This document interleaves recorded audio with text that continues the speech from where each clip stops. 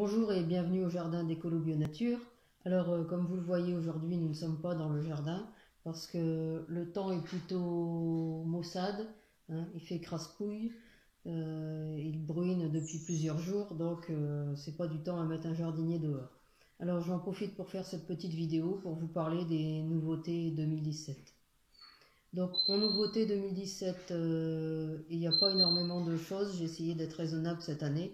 Tout d'abord parce que j'ai plus tellement de place au niveau des arbres fruitiers. Et en ce qui concerne les plantes, eh bien, j'ai trop de variétés de graines et j'ai pas la place pour tout mettre la même année.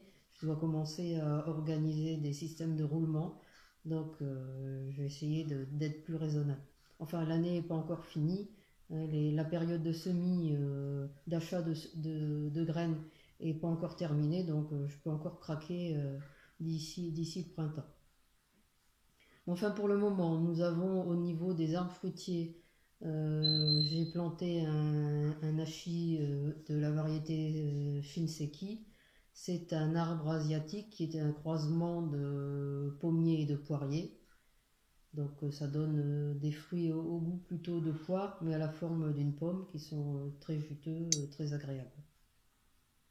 J'ai installé aussi un pommier grand-mère, qui est une variété de pommes à cuire et également une pomme au couteau. On peut la manger des deux façons. C'est une variété très juteuse, très agréable également. Alors cette année, au niveau des pommes de terre, eh bien, je vais comme d'habitude planter les petits tubercules qu'il me restera de ma production de 2016. Je garde les toutes petites et puis je les replante. Et puis je vais essayer de nouvelles variétés, des Sarpomira. C'est une variété ultra résistante au mildiou. Donc comme ici les printemps sont souvent pluvieux, eh bien je vais tester cette variété ultra résistante au mildiou et qui est assez productive également. Et puis une variété Passion qui est résistante aussi au mildiou. Et tous les deux, ce sont des variétés polyvalentes. Cathy, ma cuisinière en chef, pourra aussi bien s'en servir en frites, en purée, en gratin ou en salade, selon ses envies et selon sa créativité. Alors au niveau des graines, donc quelques variétés nouvelles. Au niveau des haricots, alors si vous suivez ce blog, je vous ai déjà parlé des haricots Saint-Sacrement que m'a donné un voisin. Et je vais tester aussi une autre variété naine, les haricots Saint-Esprit. Alors les haricots Saint-Sacrement, ce sont des haricots secs pour lesquels sur le grain de haricot figure un petit calice dessiné. Et pour les haricots Saint-Esprit, eh bien c'est une petite tache en forme de nombril sur le haricot, une tache rosée, rosée lit de vin. Donc de variétés à essayer cette année. Après, au niveau des haricots, je vais essayer également des haricots d'olique. Ce sont des haricots à rames. C'est ce qu'on appelle également les haricots au kilomètre. Ce sont des haricots très très longs. Alors je vais essayer une variété verte et une variété rouge. Je vais semer également des betteraves blanches Albina Veredana. Non, c'est pas ça. Vereduna. Euh, enfin, vous verrez sous cette vidéo, si vous êtes sur le blog, vous avez l'article avec tous les noms des variétés. Donc cette betterave est très sucrée et assez tendre. Donc à tester, c'est une variété blanche. Donc comme j'ai déjà des variétés roses et puis des variétés rouges, et bien ça pourra, et des variétés oranges même, ça pourra faire quelque chose de joli dans une assiette, notamment en carpaccio.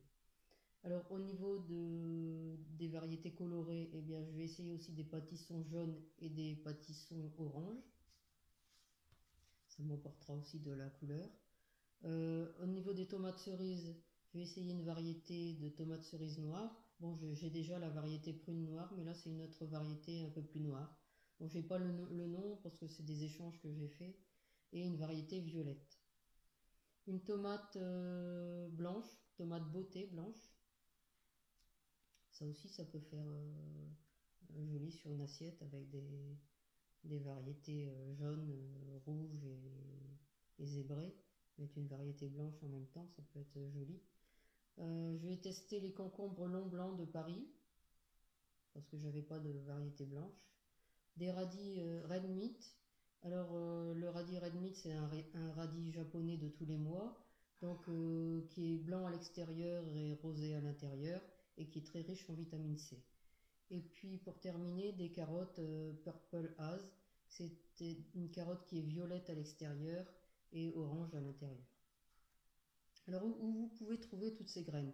Bien, vous pouvez les trouver, évidemment, ce sont toutes des graines bio. Donc vous pouvez les trouver chez Cocopelli, à la ferme de Sainte-Marthe, sur le site internet La Bonne Graine. Vous pouvez les trouver également chez Biogerme, Semaille.